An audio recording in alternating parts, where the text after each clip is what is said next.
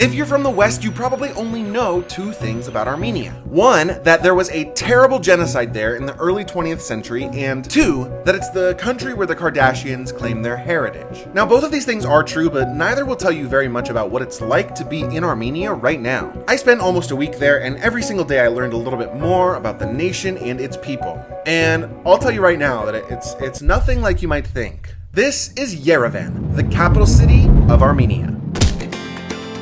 A country is nothing if not its people, and I have to say that I was genuinely shocked by my experiences with the locals in Yerevan. Now, for about 2 weeks beforehand, I had been based out of Tbilisi, Georgia. Since there is no bus or train, you can either fly, or you can take a $16 minivan ride between the two cities. Yeah, minivan, like the ones that soccer moms use. My first experience with an Armenian was with my minivan driver. He didn't speak any English at all, but he went out of his way to make sure that we all had water whenever we needed it, and he used Google Translate on his phone to invite us to come visit him after we arrived in Yerevan. Great first impression.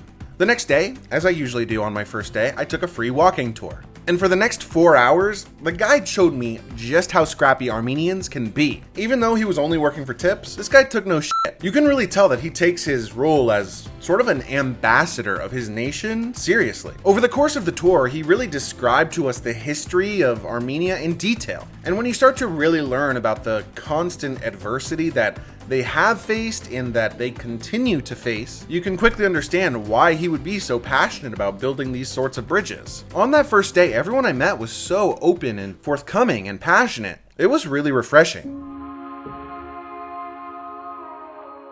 It blows my mind that a genocide that killed somewhere between 600,000 and 1.5 million people has gone largely ignored and in some cases totally unrecognized on a global scale. For me personally, I had heard the phrase Armenian genocide, but I didn't really have any context or understanding of what that meant. That is until I spent an afternoon at the Armenian Genocide Memorial and Museum. It is extremely educational and profound if you allow it to be. Now, I'm sure that they realize just how undereducated foreigners are on this subject. And so the museum largely features these walls of text that just inform you on every single possible detail. And so you do have to go in with the intention to learn. It's heavy material, but you should go in with the intention to learn. Give yourself an afternoon, it's totally free, and it's an immensely valuable cultural and historical experience. Now, of course, the history of Armenia is widespread, and it goes far beyond just this tragic genocide. They were actually the first nation in history to adopt Christianity as the state religion. And if you want to dig deeper, you can find all sort of historical and religious artifacts at the Central History Museum in Republic Square. My favorite historical museum in Yerevan was the Mate Nataran, which houses all these historical manuscripts from many different countries in many different languages from across history. Wait, what is that?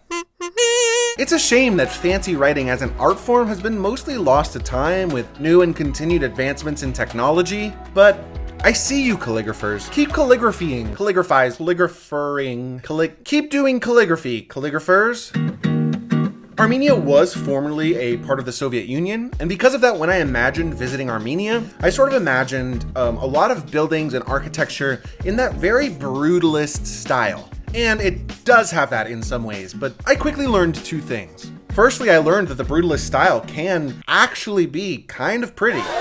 I found that especially true at one of the most famous sites of Armenia, the Cascades. It is this huge, brutalist style sort of stairway. I think it's gorgeous. And secondly, I learned that Yerevan has a true and genuine appreciation for the arts, especially sculpture. I mean, I've never been anywhere that was so heavily covered in sculpture. The Cascade complex houses the Kafeshin Center, which is primarily dedicated to sculpture as an art form. The foot of the Cascades has sculptures from so many different famous artists, including 3 from one of my personal favorites, Fernando Botero. I mean, just take a look at this guy, and also this girl, and this naked guy. But mostly take a look at this guy. On a clear day at the top of the Cascades, you're just gonna get this incredible view of Mount Ararat. And honestly, one of the best parts, for me at least, is that you don't even have to walk up all the stairs. There's these escalators inside that are gonna take you all the way up to the top. Perfect for us Americans, right? Because we don't like to exercise. Speaking of an appreciation for the arts, the Armenian National Gallery has quickly become one of my favorite museums in the world. There aren't a ton of, super famous pieces here or anything, but what I really enjoyed was the way that it was all curated. Different rooms are all painted in different colors in order to emphasize, different emotions and to utilize color theory and all of that. On the outside of the building, there are these gorgeous fountains that are just putting on a show all day long. But if you're lucky enough to visit at night, it's gonna look like this. The night that I went, there was actually sort of a special, different light show taking place. Instead of with the fountains, it utilized projections of light onto the museum itself. It was actually pretty incredible. I'll let you watch for a moment for yourself.